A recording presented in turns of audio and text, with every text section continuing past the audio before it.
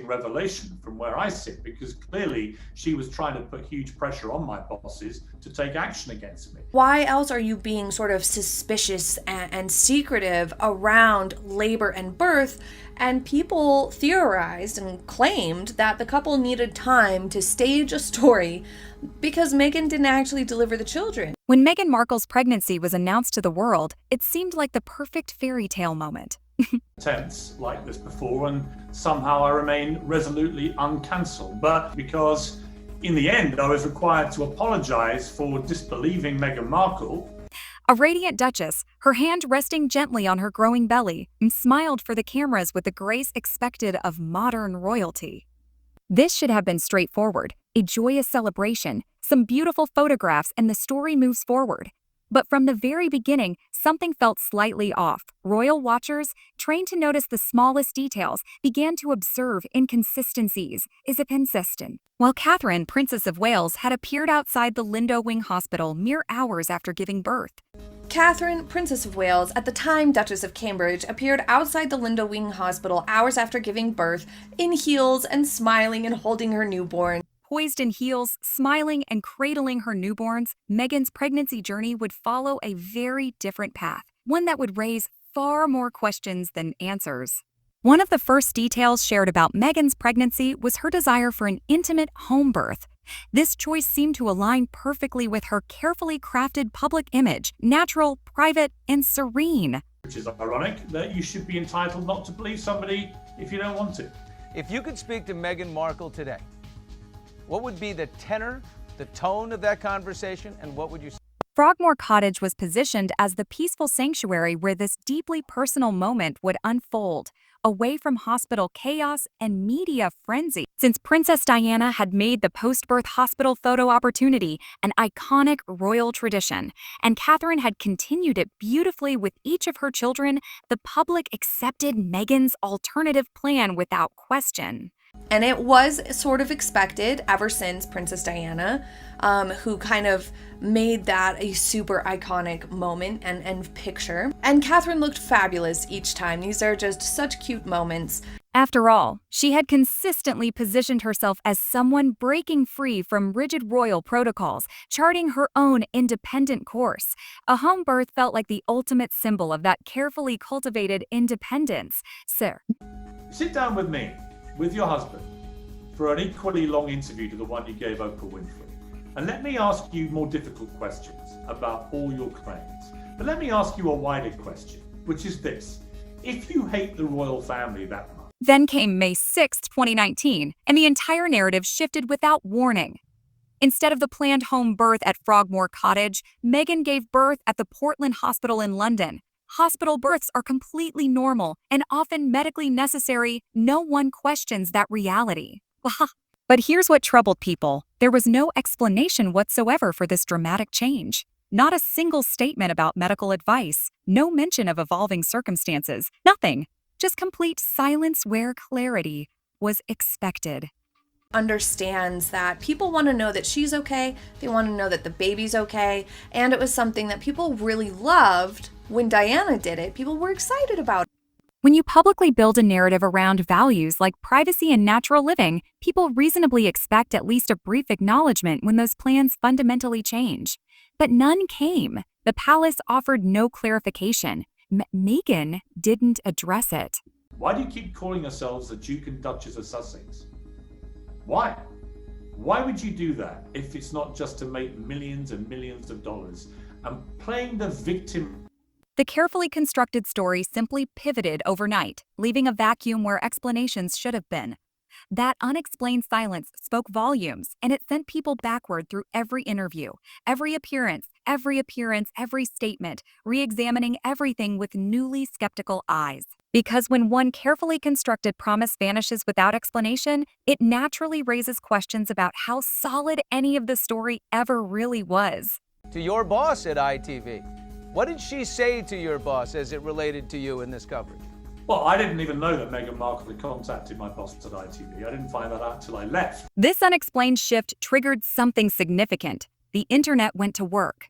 Once people began placing photos side by side, comparing appearances from different events, the pregnancy bump itself became the central mystery.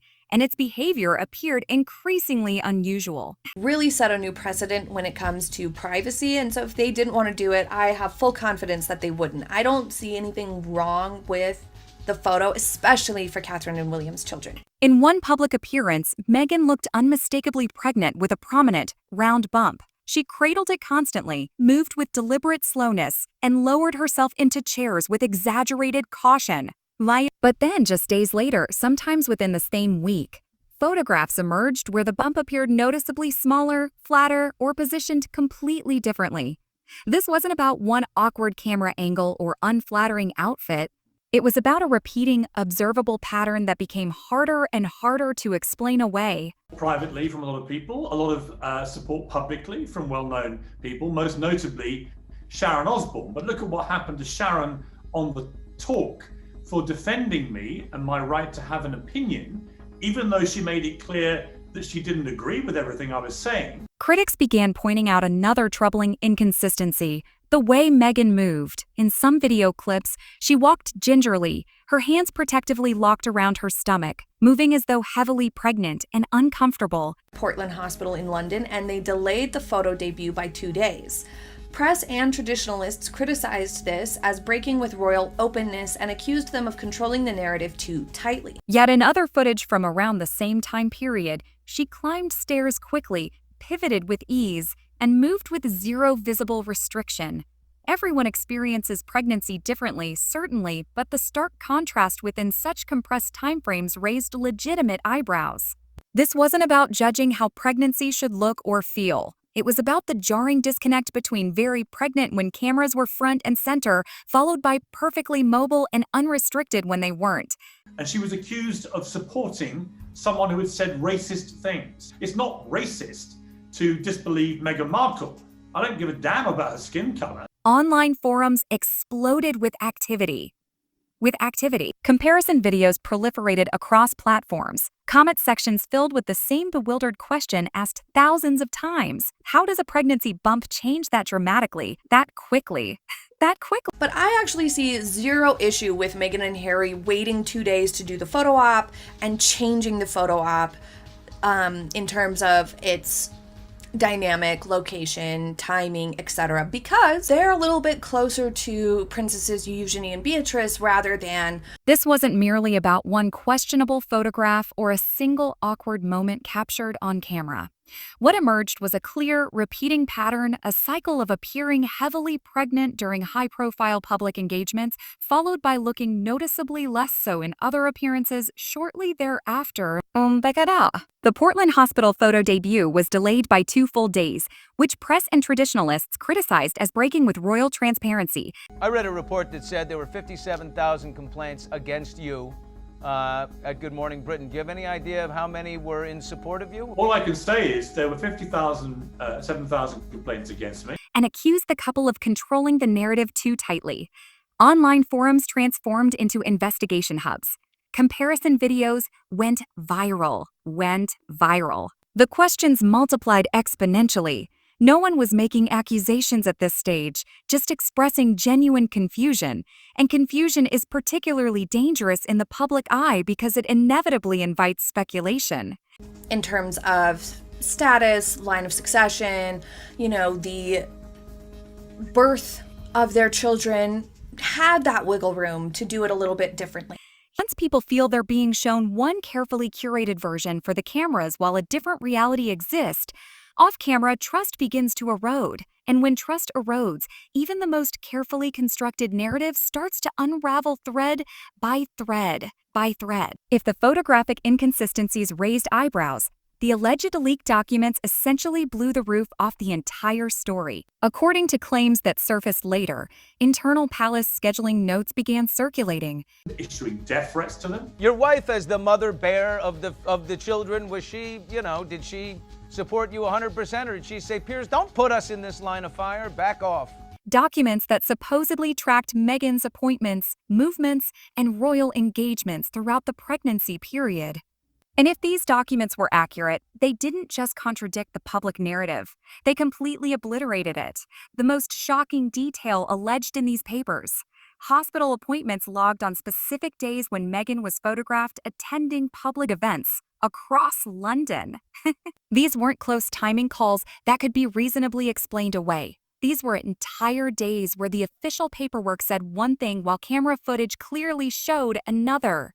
And she hates the online abuse. But the idea that my sons had to be targeted. Then came what many considered the bombshell revelation. The official public narrative described the hospital arrival as quiet and discreet, calm, controlled, and private. But the alleged documents placed Meghan somewhere else entirely on that specific day. That's when the conversation fundamentally shifted from "this seems odd" to "this genuinely doesn't make any sense." In a way that was threatening to them, abusive and death threats and so on. It's completely disgusting. Have you heard from anyone in the palace? Pregnancy timelines aren't flexible or negotiable. You cannot reschedule being in two different places simultaneously. These weren't anonymous rumors swirling on gossip sites. These were purported official records. Whether ultimately real or fabricated, their impact was absolutely massive, primarily because no one officially denied them. But here, Meghan kind of created even more controversy around this particular subject because in Oprah, no one corrected the record. They simply existed, unchallenged and unanswered, hanging in the public discourse like an accusation no one dared to address. According to Morgan's analysis, there were multiple versions of Archie's birth announcement drafted before the baby was even born, different scripts with varying details and different potential outcomes, all prepared and ready for immediate release. Netflix, her and Harry's Netflix thing, I covered it in those videos. So I will link those for you up here or at the end of today's video. I'll link those for you at the top of the page. Morgan framed this revelation pointedly. Who pre-writes motherhood like it's a corporate power rollout? To him, this wasn't about understandable nervousness or a desire for privacy. This was about meticulous control, careful image management, and calculated optics. He argued that the pregnancy wasn't organically lived, it was strategically produced. Right after birth. They didn't offer this to Meghan or bring this up to Meghan. And maybe they didn't. I think that it would have been perfectly reasonable for them to not assume that they would want to do a photo right away, in part because, status is different. This is precisely where the story stopped being merely about questionable photographs and confusing timelines and started becoming deeply uncomfortable for a significant portion of the public. Meghan later described her pregnancy as a profoundly lonely and emotionally draining period, marked by what she characterized as institutional neglect from palace staff. Also, because Meghan and Harry had already been making huge stinks about privacy and being very difficult to work with, so people were probably like, well, we'll just wait and see what you have to say. She painted a vivid picture of isolation within a cold, unfeeling royal system, unsupported and alone while carrying her first child under intense, unrelenting public pressure. But according to leaked internal memos and detailed insider accounts that subsequently surfaced, the reality behind closed palace doors may have looked dramatically different from this public portrayal. It already proved themselves to be very difficult and very paranoid about their privacy. So I don't think it would have made sense or been reasonable for anybody to suggest to Meghan to do a photo op right after giving birth. These documents allegedly revealed that palace staff were specifically instructed to accommodate every single request Meghan made, and to do so immediately, not when possible or within reason, but immediately without delay or question. Staff were reportedly rearranging their entire schedules, canceling prior commitments, and even working extended double shifts to handle last-minute wardrobe changes and unscheduled demands. And then that's all the more bizarre if there was some sort of suspicions of surrogacy going around behind the scenes. One of the most potentially damaging claims involved formal meetings and briefings. According to the paperwork trail, Meghan declined several direct invitations to attend important discussions and planning sessions, but those same absences were later framed publicly as her being deliberately excluded or shut out by the institution. She also tried to claim and sort of imply in the Oprah interview that, well, if you're not going to give him a title and make him a prince, and you're not going to give him 24/7 police protection the way... Critics began arguing forcefully that this wasn't a case of institutional doors being slammed shut in Meghan's face. Rather, it was a case of doors being opened wide and simply not walked through. Piers Morgan seized upon this apparent contradiction with particular vigor, repeatedly arguing on air that this wasn't systemic oppression, it was institutional indulgence taken to extraordinary lengths more. He framed the situation as a royal establishment bending over backwards to accommodate her every wish. Those are not her exact words, but that is what she was implying during this segment, during the Oprah interview. So be sure to go check that out for yourself so you can see what you think about that. But that's how only to later find themselves accused of cruelty and neglect anyway. If these internal memos are indeed accurate, they don't depict a woman abandoned and ignored by uncaring staff. They show staff members stretched impossibly thin, doing everything humanly possible to keep her satisfied. That's what fundamentally shook public perception, because it completely reframed the entire narrative from she was systematically mistreated by an archaic institution to she was extensively accommodated and remained unhappy regardless. And what it sounded like she was trying to say, kind of a tit for tat thing. Being difficult, being toxic, you know. This just fell right in line with that mixed messaging and the mistakes of the announcements as well.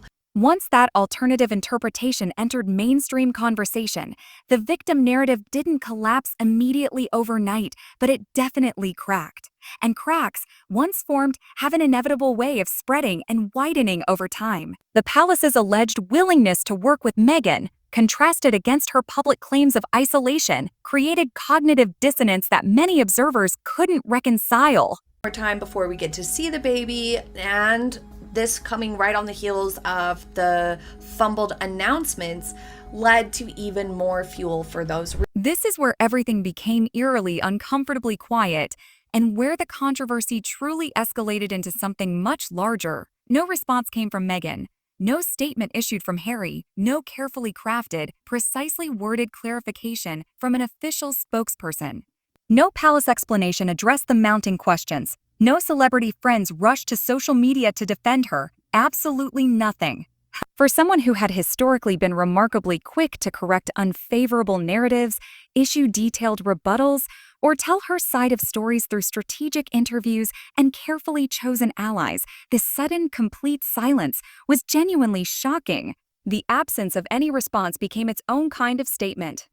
What happened was Meghan and Harry didn't tell Buckingham Palace right away. When Buckingham Palace got word, Piers Morgan hammered this particular point with relentless intensity.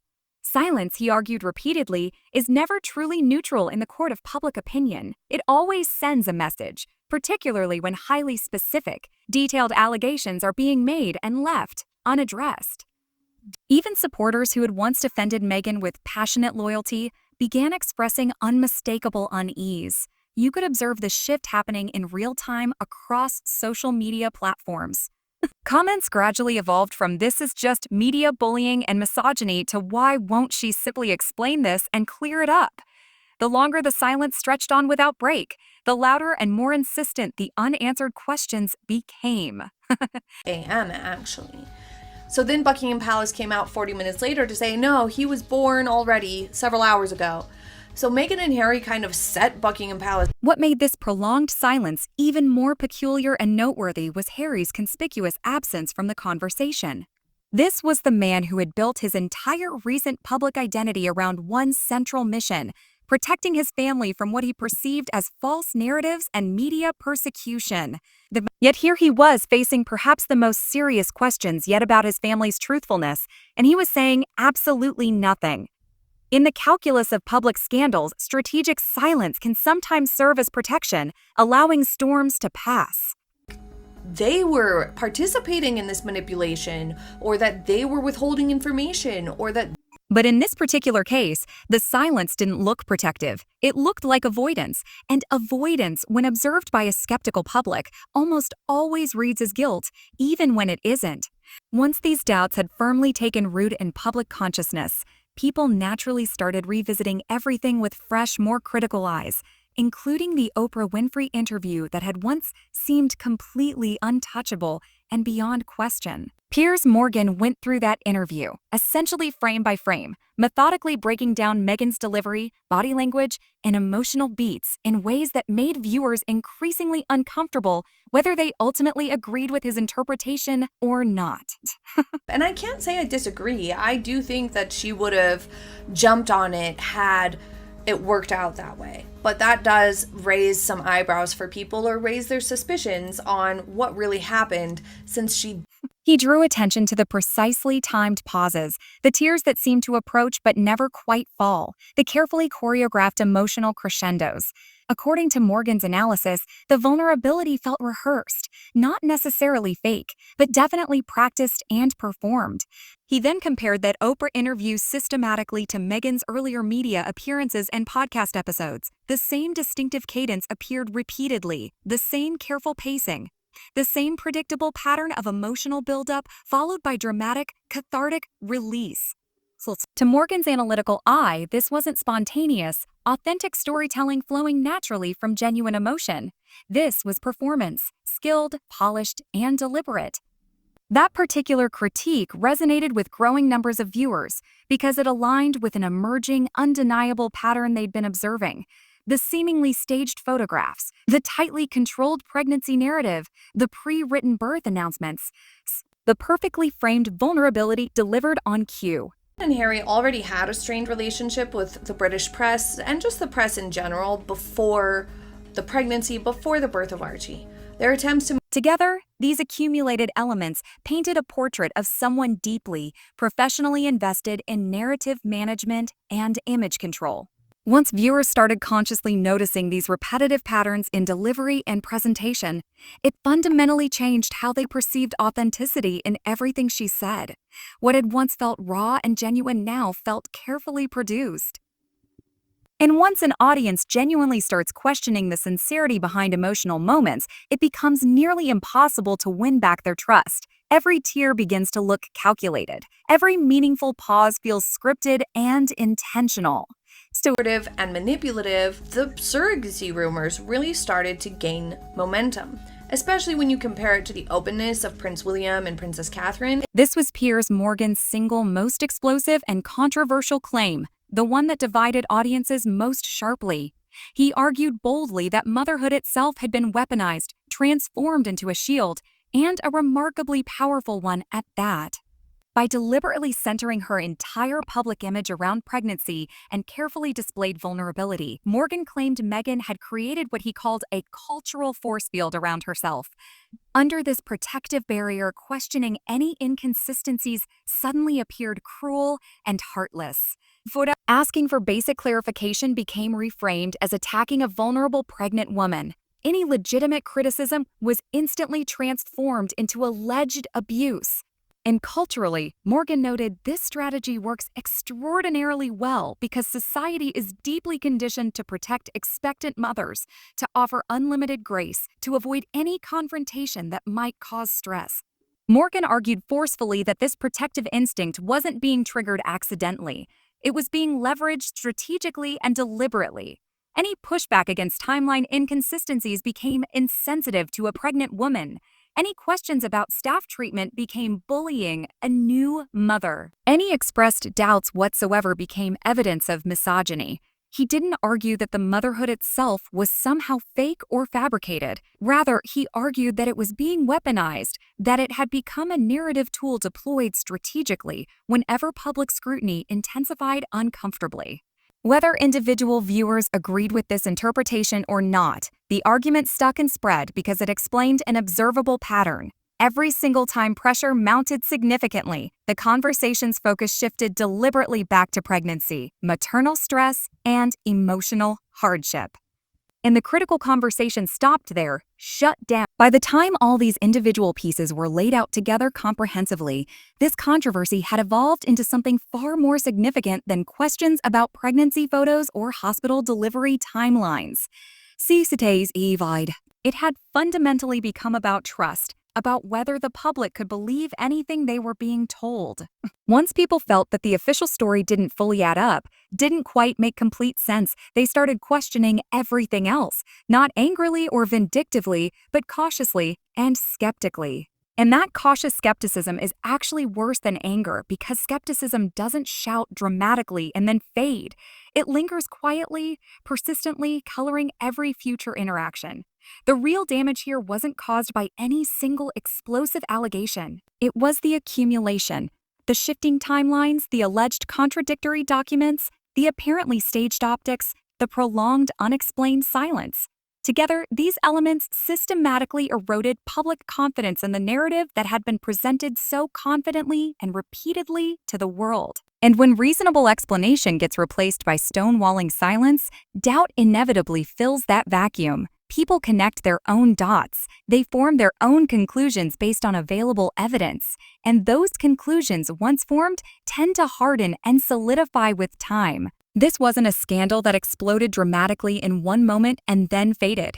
It seeped slowly, quietly, but persistently into public consciousness. And once public trust cracks significantly, it doesn't heal easily or quickly. Every future claim gets examined more critically and skeptically. Every emotional appeal meets increased resistance. The benefit of the doubt simply disappears. That's the real, lasting fallout here, not temporary embarrassment, not negative headlines that will fade, but fundamental credibility damage. Because credibility, once seriously questioned, never quite returns the same way again.